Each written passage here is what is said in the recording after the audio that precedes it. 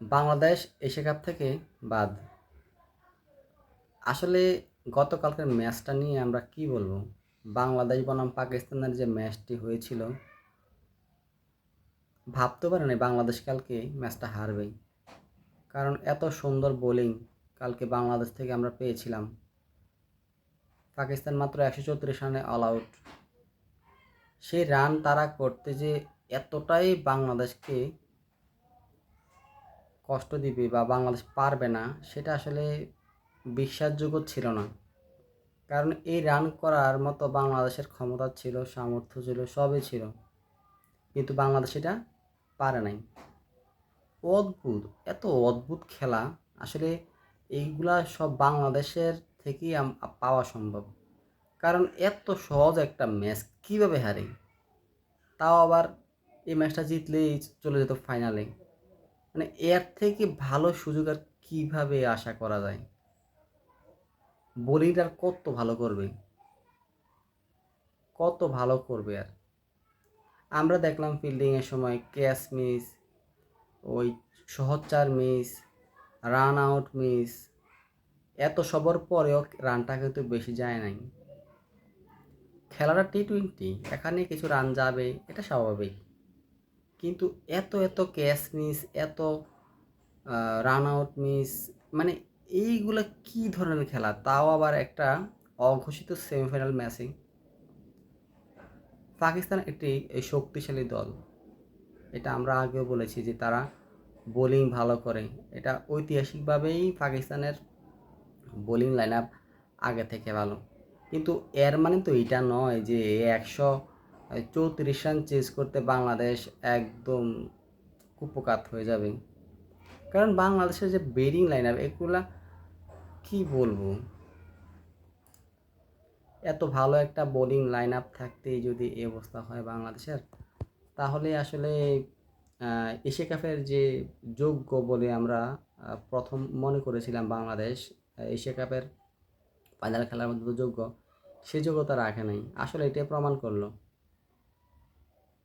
গতকালকে যে ম্যাচটি অনুষ্ঠিত হয়েছে, প্রথমে এমনও মনে হয়েছিল যে পাকিস্তান 80 রান কি 90 রানে অল আউট হয়ে যাবে। কিন্তু যখন একে একে ক্যাচ মিস করা শুরু করেছিল, ক্যাচ মিস করলো তো অনেকেই, পারভেজ ইমন, মাহেদি রান আউট মিস করলো। তো ওভারঅল নুরুল হাসানও একটা ক্যাচ দেখলাম মিস করলো। তো এইভাবে ক্যাচ মিস, আচ্ছা ক্যাচ মিস করলো, রানটা তো বেশি যায়নি, তাই না? তো সব মিলিয়ে বাংলাদেশ একটা ভালো একটা অবস্থানে ছিল, কিন্তু কিন্তু ব্যাটিং এসে কী করলো? Wicket wicket wicket. আচ্ছা উইকেট নিল মানলাম, কিন্তু ওরা যে 10 ওভার, প্রথম 10 ওভারে যে ওরা মাত্র 54 রান করলো 4 উইকেটের বিনিময়ে, এটা কেমন দেখালো? আমার মনে হয় কালকে বাংলাদেশ যে স্নায়ু চাপটা নিতে পারে নাই, তাদের মাথার মধ্যে বোধহয় অন্য কিছু ঘুরছিল যে ম্যাচটা জিতলেই তো ফাইনাল, জিতলেই তো ফাইনাল। এই যে একটা চাপ ওরা অনুভব করেছে, সেটা বাংলাদেশের জন্য সবচেয়ে বড় ক্ষতির কারণ। আর না জিততে পারার কারণেই আমি এটাকে বলবো যে ওরা স্নায়ুচাপ, ওরা মেন্টালি প্রিপেয়ার্ড ছিল না ম্যাচটি জেতার জন্য। ওরা এই রানেই অনেকটা হাঁপিয়ে গেছে যে এই রানটাকে পারবো কি পারবো না। এই যে আত্মবিশ্বাসের ঘাটতি, এই ঘাটতি থেকে কিন্তু বাংলাদেশের পরাজয়। আর এটা আজকের বাংলাদেশের মানসিকতা না, এটা ওই আমরা যখন থেকে খেলা দেখে আসছি তখন থেকেই। বাংলাদেশের আজকে ক্রিকেটের কত বছর গেল, 20 বছরের উপরে হয়ে গেল, প্রায় অনেক আগে থেকে তো বাংলাদেশ ক্রিকেট খেলছে, তাই না? কিন্তু এই যে মানসিকতা, এই যে চিন্তা ভাবনা, এইসব চিন্তা ভাবনা থেকে কিন্তু বাংলাদেশ বড় কোনো আসরে ভালো কিছু করতে পারছে না।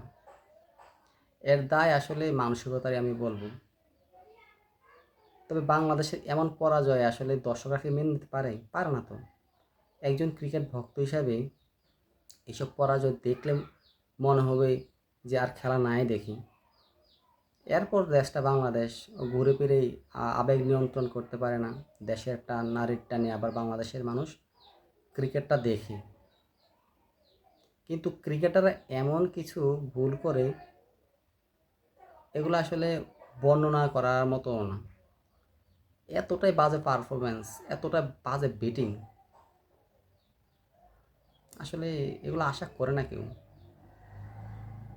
যাই হোক, বাংলাদেশ বাদ, কি আর করবে, এটা চিরাচরিত নিয়মের মতোই হয়ে গেছে। ভালো লাগে।